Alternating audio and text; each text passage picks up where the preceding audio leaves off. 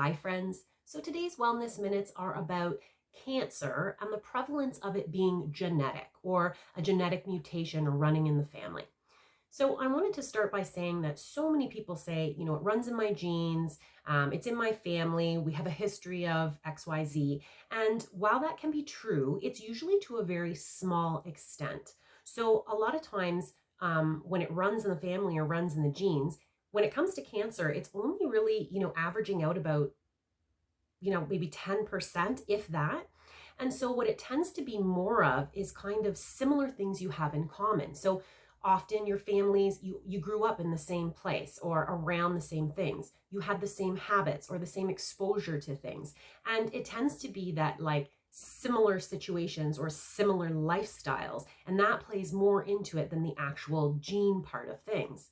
So it's important to say that there are a number of factors that you are very much in control of. One of them being your environment and what's in your house. What are you surrounded with as far as chemicals and air fresheners and all sorts of things that you choose to be in your environment, whether they be cosmetics or anything that could carry a toxic load.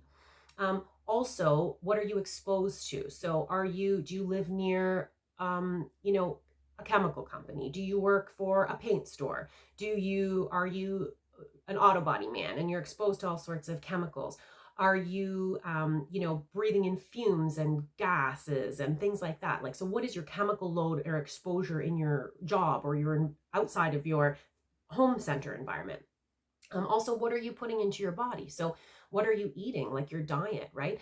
Are you eating nourishing foods and healthy foods, or are you eating a bunch of junk or genetically modified foods or things that don't have any nutritional value, right?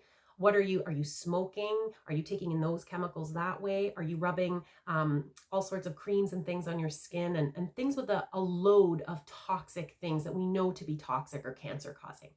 So I just wanted to bring that up and bring it to your attention and say, while it can be worrisome if something runs in the family, especially pertaining to cancer, and it can be stressful, understand that it's a very small part of the equation. And you have so much control over what you can control. And you can definitely change the scales. So I just wanted to point that out and hope gave you something to think about. So food for thought. Stay healthy, friends.